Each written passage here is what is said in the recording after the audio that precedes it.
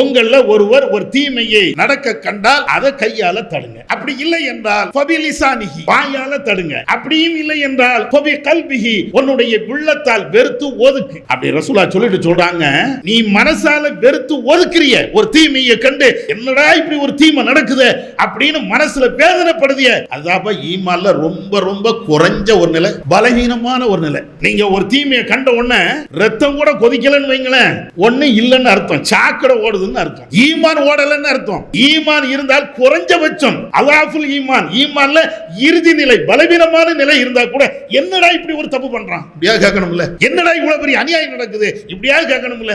இந்த உணர்வு கூட இல்ல, செத்த பிணமாக ஒருத்தன் இருக்கிறான், என்ன தீமை நடந்தாலும் பல்ல காட்டிட்டு போறான் அப்படின்னா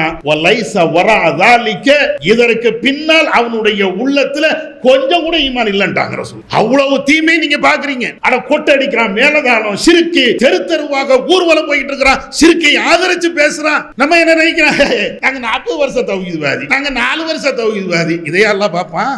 எவ்வளவு அநியாயம் நடக்கிறது. சிறுக்கை இன்றைக்கு துணிஞ்சு செய்கிறார்கள். ஒரு நேரத்தில் சிறுக்கை செய்கின்ற பொழுது ஒரு பயம் இருந்தது, கொடி ஊர்வலம் போகின்ற பொழுது, சப்பர ஊர்வலம் போகின்ற பொழுது ஒரு அச்சம் இருந்தது. இப்ப அப்படிலாம் கிடையாது. எவன்டா அப்படின்னு சிறுக்கை அவ்வளவு துணிஞ்சு செய்கிறார்கள். ரஹ்மத்துல்லாஹி வ பரக்காத்துஹு.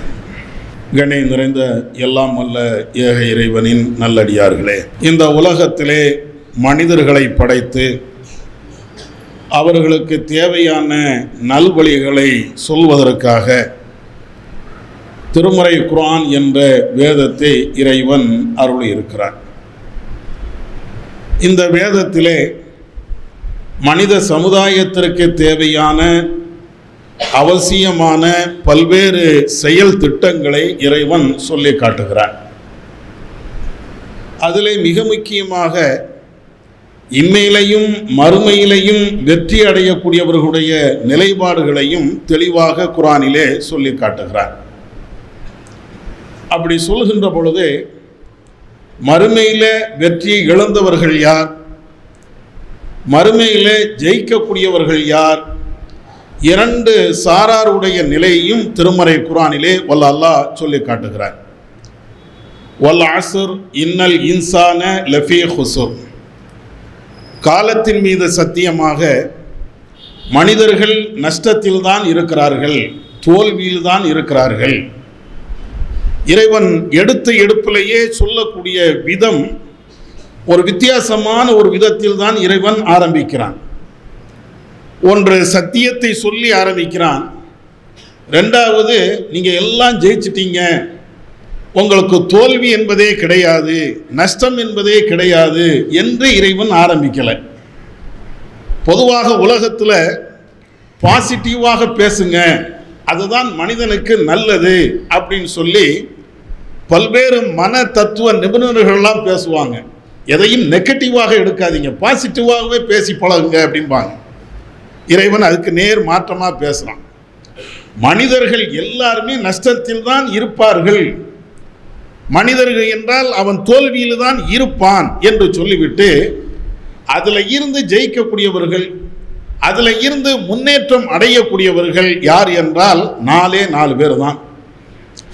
4 சாராரை இறைவன் சொல்லுகிறான். இல்லல்லதீன ஆமனு, நம்பிக்கை கொண்டவர்கள், வஅமிலு ஸாலிஹாத்தி, அந்த நம்பிக்கையின் அடிப்படையில் செயல்படக்கூடியவர்கள், வதவாசோ பில் ஹக்கி வதவாசோ பிஸ் ஸபர், நன்மையை தாவாவை எடுத்து சொல்லக்கூடியவர்கள், அதே போன்று தாவா களத்தில் ஏற்படுகின்ற சங்கடங்களை சகித்து கொள்ளக்கூடியவர்கள்.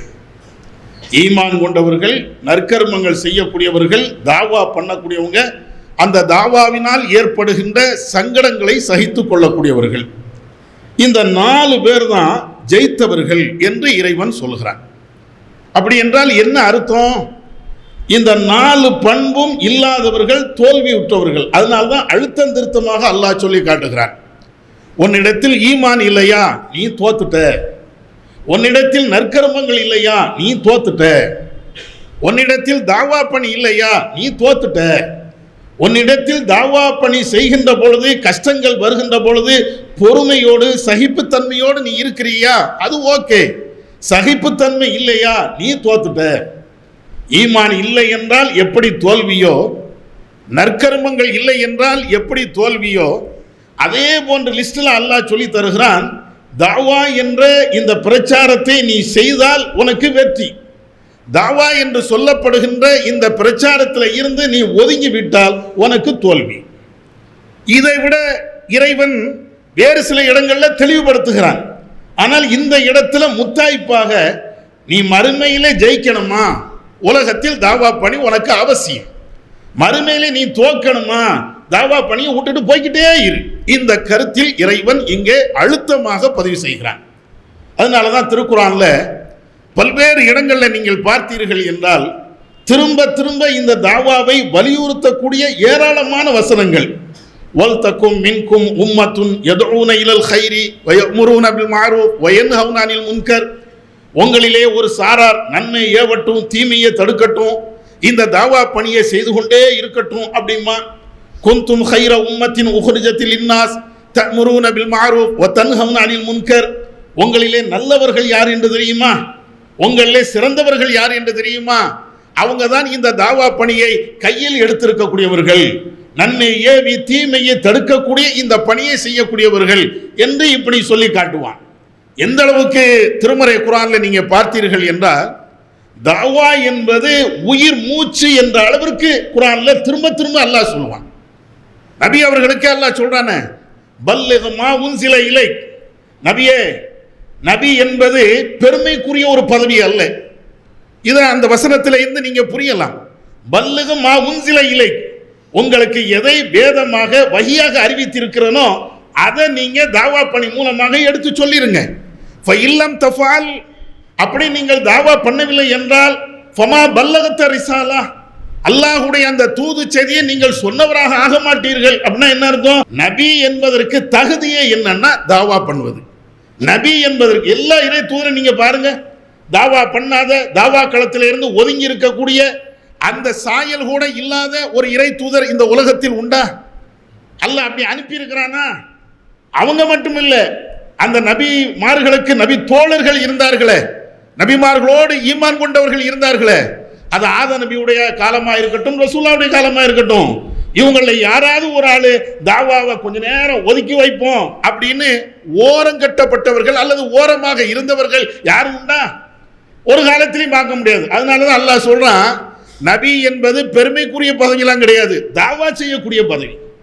தாவா பண்ணணும், தாவா பண்ணா நீங்க நபி, தாவா பண்ணவில்லை என்றால் எனக்கு அது சரிப்பட்டு வராது அப்படின்னா நீங்க நபியாக இருக்க முடியாது. எவ்வளவு அழுத்தம், எவ்வளவு தெளிவாக இறைவன் பேசுகிறான். இதே மாதிரிதான் நமக்கும் பல்வேறு இடங்கள்ல நபி அவர்களும் சொல்லுகிறார்கள், இறைவனும் சொல்லி தருகிறான், தாவா பண்ணு, தாவா பண்ணினால் நீ ஜெயிப்ப, தாவா பண்ணவில்லை என்றால் உனக்கு தோல்வி என்று இவ்வளவு அழுத்தமா சொல்வதற்கு அதான் காரணம். நபிகள் நாயகம் ஸல்லல்லாஹு அலைஹி வஸல்லம் அவர்கள் சொல்கிறார்கள், பல்லிகு அன்னி வலவ் ஆயா, என் மூலமாக ஒரே ஒரு தகவல், ஒரு சின்ன சின்ன செய்தி அது கிடைத்தாலும் அடுத்தவருக்கு நீங்க எடுத்து சொல்லிருங்க, தாவா பண்ணி விடுங்கள். உனக்கு ஒரு செய்தி தெரியுதா, தெரிஞ்சிடுச்சுன்னா அடுத்தாண்ட சொல்லிடு, சொல்லாம நீ இருக்காது. ஒரு ஆயத்தை படிச்ச, ஒரு ஹதீஸை படிச்ச, ஒரு நல்ல செய்தியை நீ தெரிஞ்சுக்கிட்ட அப்படின்னா யாருக்காவது நீ சொல்லி விடு. சொல்லாம இருப்பது என்பது அது நல்ல பண்பு அல்ல, கண்டிப்பா சொல்லு. இப்படி குர்ஆன்ல ஹதீஸ்ல நம்ம அடிக்கடி கேள்விப்படுகின்ற ஏராளமான வசனங்கள் அனைத்துமே திரும்ப திரும்ப போதிப்பது, தாவா செய்தால் முஸ்லிம், தாவா செய்தால் நல்லவர்கள், தாவாவை விட்டுவிட்டால் ஈமான் இருக்காது, தாவாவை விட்டுவிட்டால் நல்லவனாக வாழ முடியாது என்ற கருத்தில் நிறைய செய்திகள் இருக்கிறது. தாவானா என்ன? நம்ம குறுகிய ஒரு வட்டத்தில் யோசிச்சுக்கிட்டே இருக்கிறோம். தாவா என்றால் என்ன? மெகாஃபோனை பிடிச்சி ஒரு 5 நிமிஷம் பேசினால் அதுக்கு பேர் தாவா. ஒரு தெருமுனை கூட்டத்தில் போய் நம்ம பேசினால் அதுக்கு பேர் தாவா. பப்ளிக் மீட்டிங்கில் மைக்க பிடிச்சி பேசினால் அதுக்கு பேர் தாவா.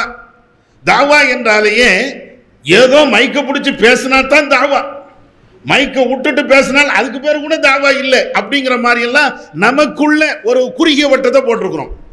தாவா என்பது குறுகிய வட்டம் அல்ல, அது பறந்து விரிந்த ஒரு சமூக பணி, அதுக்கு பேர் தான் தாவா. ஒரு சின்ன வட்டத்துக்குள்ள பார்த்துடக்கூடாது, பறந்து விரிந்த ஒரு செயல் திட்டம், அதுக்கு பேர் தான் தாவா. நீங்க ஹதீஸ்கள்ல ஆயத்துகள்ல எல்லாத்தையும் நீங்க பாருங்க, பேசுவது தாவா தான். ஒரு ஆளிடத்தில் நீங்கள் குர்ஆன் ஹதீஸை எடுத்து சொல்லி நீங்க பேசுறீங்க, தாவா தான். மைக்கு பிடிச்சி பப்ளிக் மீட்டிங் போட்டு ஷிர்கை, பிதாத்தை, அனாச்சாரங்களை சமூகத்தில் நடக்கக்கூடிய தீமைகளை கண்டிச்சு பேசுறீங்க, தாவா தான்.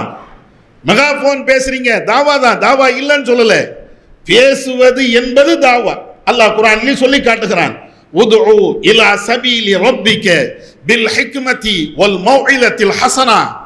நபி அவர்களே, இந்த மக்களிடத்துல ஹிக்மா, நுண்ணறிவோடு நீங்கள் தாவா பண்ணுங்க. அல்லாஹ்வின்பால் அவர்களுக்கு நீங்கள் அழைப்பு கொடுங்கள். வல் மௌஇலத்தில் ஹஸனா, அழகான உபதேசம், அழகான அற்புதமான உபதேசம். இந்த உபதேசத்தின் மூலமாக மக்களை இறைவன்பால் நீங்கள் அழைப்பு கொடுங்கள். அல்லாஹ் குர்ஆன்ல சொல்றான்.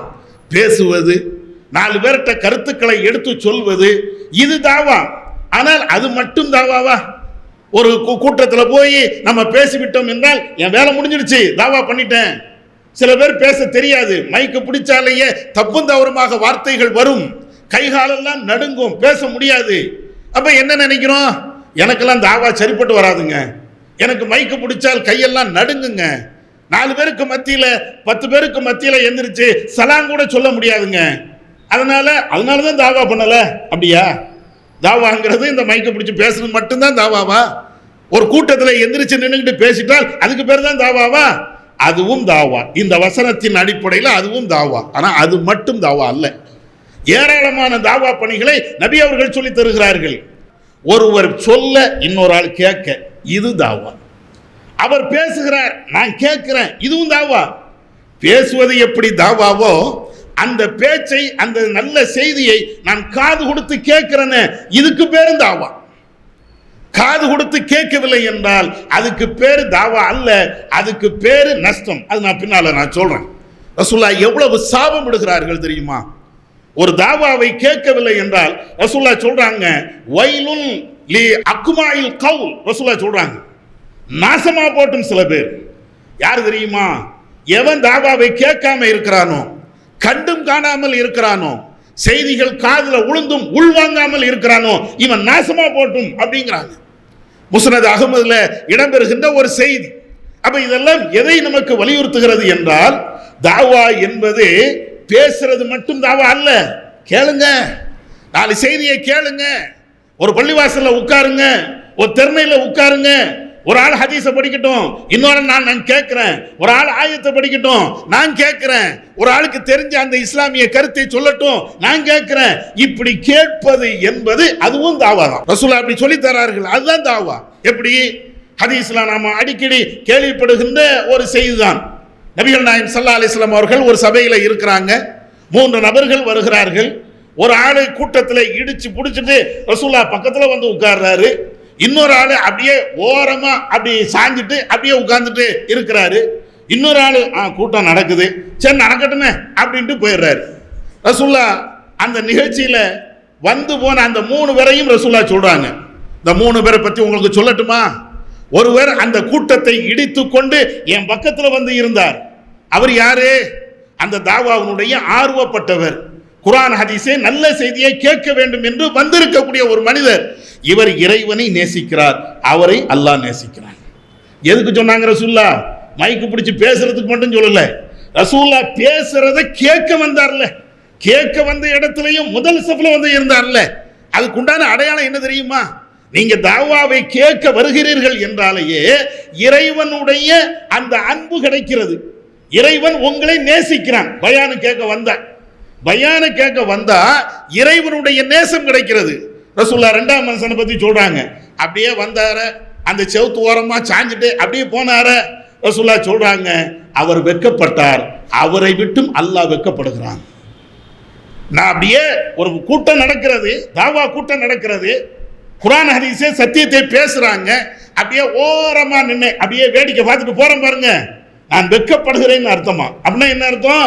இறைவன் என்னை பார்த்து வெட்கப்படுகிறான், நன்மையான விஷயத்தில் இல்ல. குர்ஆன் ஹதீஸை கேட்கறதுக்கும் முண்டை அடிச்சுட்டு வராம இருக்கிறான்னு அப்படியே ஓரமா போய் நிக்கிறான்னு. ஒரு டான்ஸ் நடக்கட்டுமே, எல்லாத்தையும் இடிச்சு தள்ளிக்கிட்டு போய் நிக்கிறான். குர்ஆன் ஹதீஸ்னா குர்ஆன் ஹதீஸ் தானே பேசட்டுங்க. ஒரு குர்ஆன் ஹதீஸ் நடக்கக்கூடிய வகுப்புல வந்து உட்கார முடியல, நமக்கு அப்பதான் வேலை வரும், போனை தூக்கிட்டு உடனே ஓடுவோம். என்ன அர்த்தம் தெரியுதா? புறக்கணிக்கிறாய். யார? ஜமாத் அல்ல, இங்க உபதேசம் செய்யக்கூடிய ஆளே அல்ல, இந்த பள்ளியே அல்ல, இறைவனை புறக்கணிக்கிறாய்.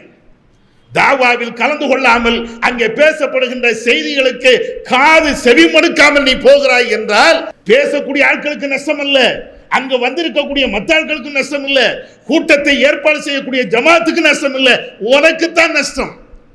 தாவா என்பது அடுத்த ஆளு கிடையாதுங்க, சுயநலம் நனக்குத்தான். ஒருவர் பேசுகிறார், ஒருவர் கேட்கிறார் என்றால் சுயநலத்துக்கு தான், மறுமையில ஜெயிக்கணும். அதைத்தான் இங்க என்ன அது விசாம நடக்கட்டுங்க. அப்ப எவ்வளவு இது.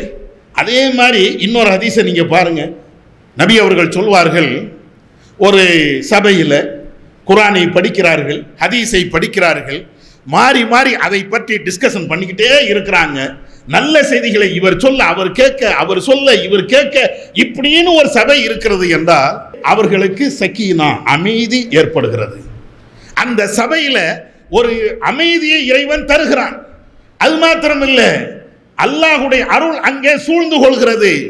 வானவர்கள் அவர்களுக்காக வேண்டி பிரார்த்தனை செய்கிறார்கள். இது எல்லாத்தையும் தாண்டி இறைவன் அந்த கூட்டத்தை நேசிக்கிறான். எந்த அளவுக்கு நேசிக்கிறான் தெரியுமா? அல்லாஹ் தன் கூட இருக்கக்கூடிய வானவர்களிடத்தில் பேசுகிறான், என் அடியாரை பார், என்னுடைய அடியாரை பார். பள்ளிவாசல்ல உட்கார்ந்து அவன் குர்ஆனை படிக்கிறான், ஒரு ஆளுக்கு சொல்லி கொடுக்கிறான், அவங்க கேட்கிறாங்க, அவர் சொல்லுகிறார், இவர் கேட்கிறார். எவ்வளவு அற்புதமான அடியார்கள்! இறைவன் தன்னோடு இருக்கக்கூடிய ஆட்களோடு நம்மை பற்றி, நம்முடைய பெருமை பற்றி அல்லாஹ் பேசுகிறான். உலகத்துல இறைவன் சொல்லக்கூடிய எல்லா இடத்துலையும் நீங்க பாத்தீங்கன்னா இறைவனுடைய பெருமையை தான் நம்ம பேசணும். எல்லா இடத்துலையும் நீங்க பாருங்க, இறைவனை புகழணும், இறைவனை போற்றணும், அப்படிதான் சொல்லுவான். ஆனா இதுக்கு நேர் மாற்றமா ஒரு சபையில குர்ஆன் ஹதீஸ் பேசக்கூடிய அந்த சபையில இருந்தால் இறைவன் ஒன்னை பாராட்டுகிறான். வேற என்னங்க வேணும்? வேற என்ன வேணும்னு? இந்த உலகத்துல நம்ம பிள்ளை பாராட்டுவது, நம்முடைய தலைவர்கள் பாராட்டுவது, நம்முடைய மனைவி பாராட்டுவது, ஜமாத்து தலைவர்கள் பாராட்டுவது, இது எல்லாம் கால் தூசி. இறைவன் பாராட்டுகிறான் என்றால் அதை விட உயர்வான ஒரு மதிப்பு, உயர்வான ஒன்று வேற ஏதாவது இருக்க முடியுமா? கொஞ்சம் யோசிச்சு பாருங்க.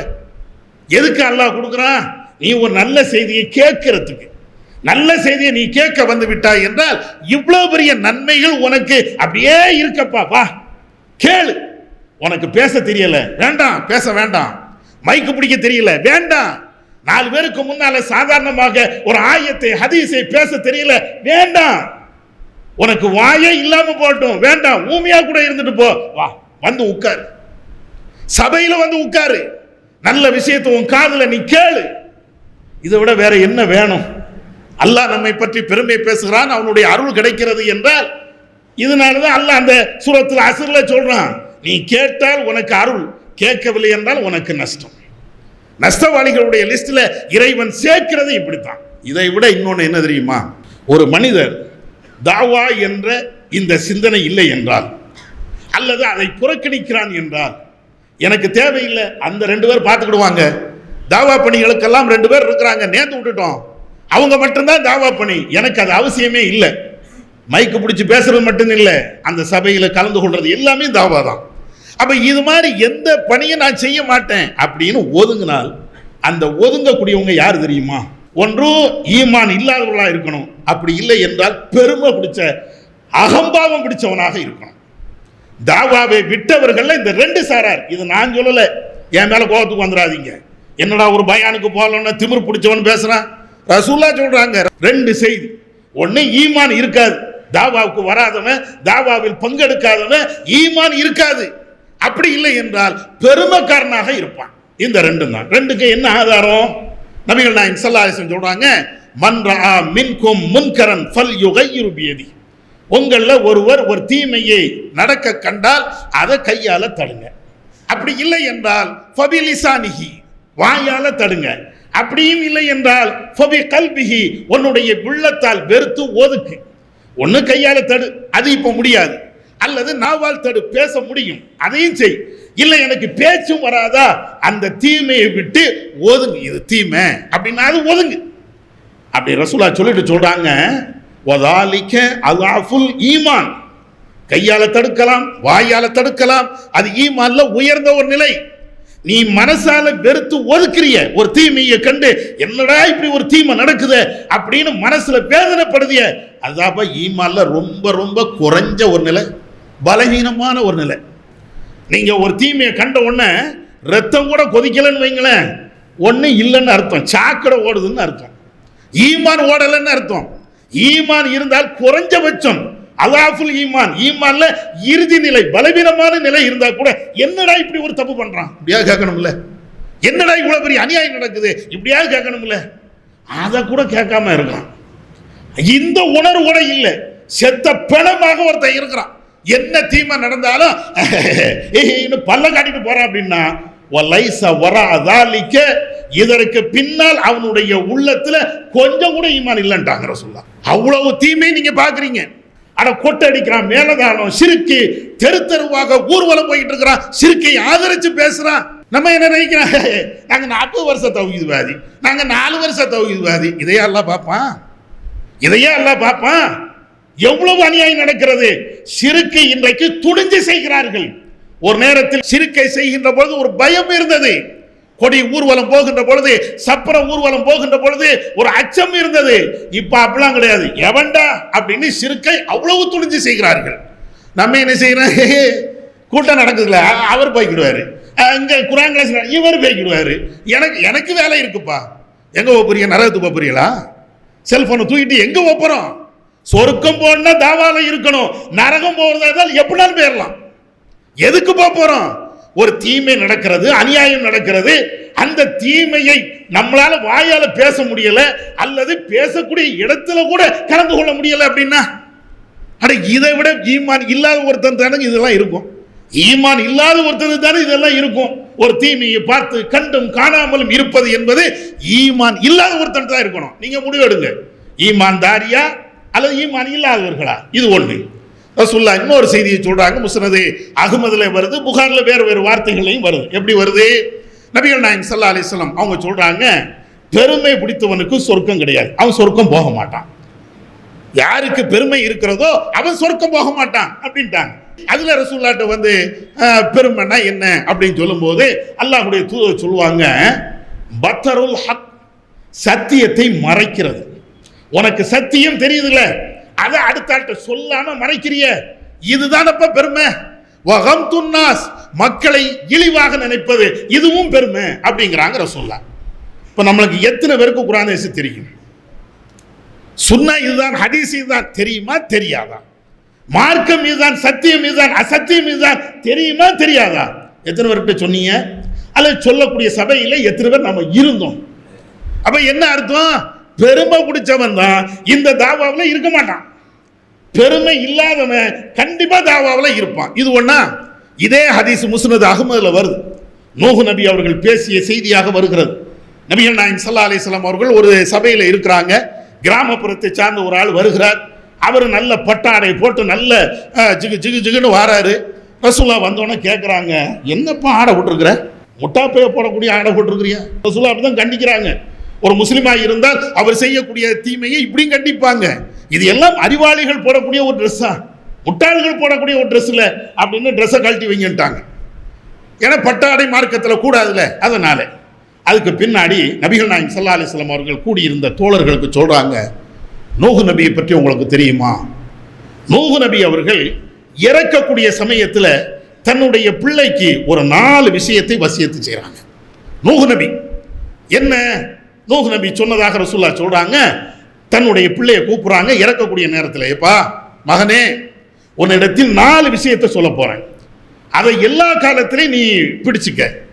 ஒன்று என்ன? லா இலாஹ இல்லல்லாஹ் என்ற கலிமத்து தௌஹீத், வணக்கத்துக்குரியவன் அல்லாஹ் ஒருத்தன் தான், கடவுள் ஒருத்தன் தான். இதை நீ வலுவாக பற்றி பிடித்துக்கொள். எந்த அளவுக்கு தெரியுமா? 7 வானங்கள் 7 பூமி இது எல்லாம் ஒரு கையில் இருக்கிறது. லா இலாஹ இல்லல்லாஹ் என்பது இன்னொரு கையில் இருக்கிறது. எது வெயிட் தெரியுமா? இந்த லா இலாஹ இல்லல்லாஹ். நூஹ் நபி பிள்ளைக்கு சொல்றாங்க, இந்த 7 வானம் 7 பூமியை விட மிக கனமான ஒன்று எதுன்னு கேட்டா இந்த லா இலாஹ இல்லல்லாஹ். எதுக்கு சொல்ல வராங்க? ஓமையோடு ஏன் சொல்றாங்க? கலிமா தௌஹீத் என்பதுதான் இந்த உலகத்தை விட சிறந்தது. ஏகத்துவ கொள்கை என்பதுதான் உலகத்தை விட சிறந்தது. நூஹ் நபி அடுத்து சொல்றாங்க, இந்த 7 வானம் 7 பூமி இருக்கிறது, அந்த 7 வானத்தையும் 7 பூமியையும் உடைக்கக்கூடிய ஆற்றல், சுக்குநூறாக ஆக்கக்கூடிய ஆற்றல் இந்த கலிமா தௌஹீதுக்கு தான் உண்டு. நூஹ் நபி அப்ப அறிவார்ந்த விஷயத்தை தான் பேசுவாங்க அவங்க. ரொம்ப அறிவுபூர்வமா பேசுவாங்க. இதுல நிறைய விஷயங்கள் சொல்லலாம், இருந்தாலும் நான் சுருக்கமா சொல்றேன். அப்ப அதை சொல்லிட்டாங்க. அதுக்கு அடுத்து நூஹ் நபி பிள்ளைக்கு சொல்றாங்க ரெண்டாவது விஷயம் என்ன தெரியுமா? முதல்ல தௌஹீத், ரெண்டாவது விஷயம் என்னன்னா சுப்ஹானல்லாஹி வ பிஹம்திஹி. இதை நீ சொல்லிக்கிட்டே இரு, எப்ப பார்த்தாலும் இது சொல்லணும். ஏன் தெரியுமா? ஃபஇன்னஹா ஸலாத்து குல்ல ஷைஇன், இந்த உலகத்தில் இருக்கக்கூடிய எல்லாத்துக்கும் அதாவ தொழுகை.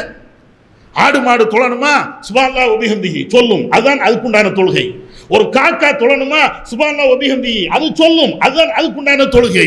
ஒரு குருவி தொழணுமா சுப்ஹானல்லாஹி வ பிஹம்திஹி சொல்லும், அதுதான் அதுக்குண்டான தொழுகை. இப்படி அல்லாஹ்வால் படைக்கப்பட்ட அனைத்து உயிரினங்களும் அது தொழுவும். எப்படி தொழுவும்? சுப்ஹானல்லாஹி வ பிஹம்திஹி சொல்லும். நீனும் அது வார்த்தையை சொல்லு. இதன் மூலமாக அல்லாஹ் இந்த படைப்பினங்களுக்கு ரிஸ்கை தருவார் அப்படின்னு சொல்லிட்டு ரெண்டு விஷயத்தை, இந்த ரெண்டை நீ கடைபிடி. இன்னும் ரெண்டு விஷயம் இருக்குது, அதுல இருந்து விலகிக்க. ஒன்னும் அஷ்ஷிருக்கு, இன்னொன்னு கிப்ர், பெருமை. ஷிருக்கும் வைக்காத, பெருமையும் ஒன்றை இருக்காத. யார் சொன்னது? நூஹ் நபி தான் பிள்ளைக்கு சொல்றாங்க, மரண தருவாயில ஷிருக்கும் வச்சிடாத, ரெண்டாவது உன்னிடத்தில் அந்த கிப்ரும் இருக்கக்கூடாது. இதை ரசூலுல்லாஹ் சொல்லிக்கிட்டே இருக்கும்போது ஒரு சஹாபி எந்திரிச்சு கேட்கிறாரு, அல்லாஹ்வின் தூதரே, ஷிருக்குனா என்னன்னு எங்களுக்கு தெரியும், கிப்ருனா என்ன, பெருமைனா என்ன அப்படின்னு கேட்ட உடனே ரசூலுல்லாஹ் அப்படி இருக்கிறாங்க. உடனே அவரே கேட்கிறாரு, அல்லாஹ்வின் தூதரே, நான் நல்ல செருப்பு போடுறேன், அது பெருமையா? இல்லப்பா, அது பெருமை இல்லை. நான் நல்ல ட்ரெஸ் போடுவேன், அது பெருமையா? இல்லப்பா, அது பெருமை இல்லை. நான் நல்ல வாகனம் வைத்திருக்கிறேன், அதிலே நான் போகிறேன், இது பெருமையா? இல்லப்பா, அது பெருமை இல்லை. அப்போ கிப்ருனா என்ன? யாரோ சொல்லலாம், கிப்ருனா என்ன, பெருமைனா என்ன? ரசூலுல்லாஹ் சொல்றாங்க, சஃபஹுல் ஹக். அந்த வார்த்தையை நீங்க படிச்சீங்கன்னா கண்ணில இருந்து கண்ணீர் வரும்.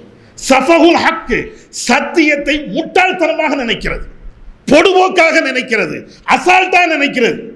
ஒரு கூட்டம் போட்டிருக்கிறோம், சத்தியத்தை பேசுறாங்க அப்படின்னா அப்படின்னு போறோமே, இதாண்டா பெருமை, இதுதான் பெருமைங்கிறாங்க ரசூலுல்லாஹ். சஃபஹுல் ஹக், சத்தியத்தை முட்டாள்தனமா நீ நினைக்கிறியா? சத்தியத்தை சத்தியம் என்று நீ நினைக்கலையா? உன்கிட்ட பெருமை இருக்கிறது. வகம் துன்னாஸ் வகம் சுன்னாஸ். ரசூலுல்லாஹ் அடுத்து ரெண்டாவது சொல்றாங்க, மக்களை இழிவாக கருதுதல். ஒரு ஹதீஸ்ல பத்தருல் ஹக்னு வருது, சத்தியத்தை மறைக்குதல் வருது. இந்த ஹதீஸ்ல சஃபஹுல் ஹக், சத்தியத்தை ஏளனமாக நினைக்கிறது. அதெல்லாம் என்னத்தை? இந்த தன்மை நம்மள்ட்ட இருக்கா இல்லையா? கொஞ்சம் மனசோடு நீங்க சிந்திச்சு பாருங்க. தௌஹீத்வாதின்னு சொல்றோம்னா, ஒரு குர்ஆன் கிளாஸ் நடத்தினா ஒவ்வொரு வக்துக்கும் அறிவிப்பாங்க, இன்னைக்கு குர்ஆன் கிளாஸ் இருக்குது, சகோதரர்களை கலந்து கொள்ளுங்கள், என்னமோ சொன்ன மாதிரி நம்ம போயிட்டே இருக்கோம். ஒவ்வொரு வக்திலையும் இன்னைக்கு பெண்கள் பயான் இருக்கிறது, ஆண்கள் பயான் இருக்கிறது அப்படின்னு சொன்னாச்சுன்னா, எவனுக்கும் ஏதோ வானவர்களுக்கு மற்றவங்களுக்கு அவர் சொல்லிட்டு இருக்கிறாரு அந்த இமாமு, அவருக்கு நேரம் போகல. நம்ம என்ன, நம்ம எல்லாம் பிஸி மேன். விளங்கிக்கிடுங்க, மௌத்து வந்துருச்சுன்னு வைங்க, ஒரு செகண்ட் எல்லாம் முந்த மாட்டோம், பிந்த விட மாட்டோம். குர்ஆன் ஹதீஸ் சொல்ல போறாங்க, நான் கேட்டுட்டு வந்துடுறேன், அல்லாஹ் விட்டுருவானா? அல்ல. நம்மள்ட்ட பெருமை இருக்குதுங்க, பெருமை இருக்கிறது. இதை தவிர வேற எதுவுமே கிடையாது. தாவாவை விட்டு விட்டோம் என்றால், தாவாவை கலந்து கொள்ளவில்லை என்றால், ஒரு குர்ஆன் ஹதீஸ் வகுப்புல கூட நம்ம பங்கு பெறவில்லை என்றால், நம்ம இடத்துல ஈமான் குறைவு அல்லது பெருமை இருக்கிறது. இதை தாண்டி வேற எதுவுமே இல்லை. இதை ரெண்டையும் ஒழிக்கணும் அப்படின்னு சொன்னா தாவா பண்ணுங்க. இன்னொன்னே நான் சொல்லிக்கிறேன், நீங்க தாவா செய்யறது தௌஹீத் ஜமாத்துக்கு நினைச்சு செஞ்சீங்கன்னா தோத்துருவீங்க. உங்களுக்காண்டி செய்யுங்க, உங்களுடைய மறுமைக்காண்டி செய்யுங்க. மறுமையில நான் ஜெயிக்கணும் அப்படின்ட்டு நீங்க வாங்க. எந்த மனுஷனத்துக்கும் எந்த ஏக்கத்திற்கும் எவனுக்காண்டி நீங்க செய்யாதீங்க. சத்தியத்தை நான் சொல்லுவேன், அதுல நின்னுங்க. சத்தியம் பேச்சு நடக்கிறது என்றால் அதுல போய் நான் கலந்து கொள்வேன். அல்லாஹ் எனக்கு வெற்றியை தரணும், அதுதான் நோக்கம். தனி மனுஷனுக்கு பின்னால அப்படின்னா என்ன வரும் தெரியுமா? அவர் என்ன கூப்பிடல, இவர் என்ன கூப்பிடல, அவர் கூப்பிட்டு நான் வந்திருப்பேன், இவர் என்ன ஓரம் கட்டிக்கிட்டாரு. இதெல்லாம் நம்மை நாமே ஏமாத்துகின்ற ஒரு வார்த்தை. நான் பிகாம் படிச்சிருக்கிறேன், வேலைதான். நான் எம்காம் படிச்சிருக்கிறேன், வேலைதான். நான் இன்ஜினியரிங் படிச்சிருக்கிறேன், வேலைதான். என்ன செய்றீங்க? உங்களை தேடி வருகிறதா, வேலையை தேடி நீங்க போறீங்களா? அற்பமான உலகத்திற்கு ஒவ்வொரு வேலையும் தேடி நம்ம ஓடுகிறோம். ஆனா மறுமைக்கு நாம அவர் கூப்பிடணும். ஏன் கூப்பிடணும்னு? ஏன் அவர் கூப்பிடணும்னு? இவர் இருந்தால் தாவா பண்ணுவார், அவர் இருந்தால் தாவா பண்ண மாட்டேன். இதெல்லாம் என்ன வார்த்தை? பெருமைக்குரிய வார்த்தை இல்லையா? இது திமிர்த்தனமான ஒரு வார்த்தை இல்லையா? இதனாலதான் அந்த ஹதீஸ்ல அப்படி பேசுகிறது. பெருமை உள்ளவன் தான் தாவா பண்ண மாட்டான். சத்தியத்தை மறைக்கிறது எல்லாம் பெருமை உள்ளவன் தான். நமக்காண்டி தாவா பண்றோம், அல்லாஹ் எனக்கு கூலியை தரணும். இந்த இஹ்லாஸை தவிர வேற எது இருந்தாலும் நம்மளை அழிச்சிடும். அதனால தௌஹீதுல இருந்தால் மட்டும் பத்தாது சகோதரர்களே, இந்த தாவா களத்தில் வீரியமாக செயல்படுவோம். எவர்களெல்லாம் இந்த அசத்தியத்துக்கு வீரியமாக இப்போ தலை தூக்குறார்களோ அதை மண்ணக்கவ செய்வோம். அது வேணும், அந்த தாவா வேணும். உரத்தோடு உயிரோட்டமான தாவாவை பண்ண வேண்டும். தாவாங்கிறது உன்னுடைய சொத்து, உன்னுடைய மறுமை வாழ்க்கைக்கு உண்டான அடித்தளம். அது நீ தான் நின்று செய்யணும். அவன் கூப்பிடணும், இவன் கூப்பிடணும், எவன் கூப்பிட்டா என்ன, கூப்பிடாம இருந்தா என்ன? நான் சொர்க்கம் போறதுக்கு நான் உழைக்கணுமா, என் தகப்பனார் உழைக்கணுமா? நான் சொர்க்கம் போறதுக்கு நான் உழைக்கணுமா, என் நண்பர் உழைக்கணுமா? என் வீட்டில் சாப்பிடுவதற்கு நான் தான் உழைக்கணும். நான் சொர்க்கம் போறதுக்கு நான் தான் உழைக்கணும். அதுதான் வேணும். அதுல நம்ம இருப்போம். தாவா என்பது நம்முடைய ஈமானை வலுப்படுத்தும், நமக்கு சொர்க்கத்தினுடைய பாதையை லேசாக தரும். வல்லல்லாஹ் நம்ம கேட்ட நடிப்பில் செயல்பட அவன் அருள் செய்வானாக. வாஹிர் தவானா அல்ஹம்துலில்லாஹி ரப்பில் ஆலமீன்.